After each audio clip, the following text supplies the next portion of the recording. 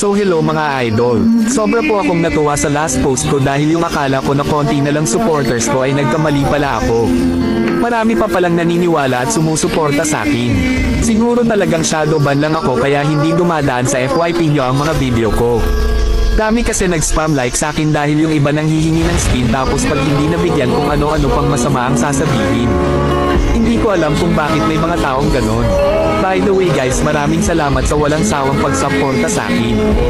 Sa mga copy link at sa mga comment na sobrang nakakataba ng puso.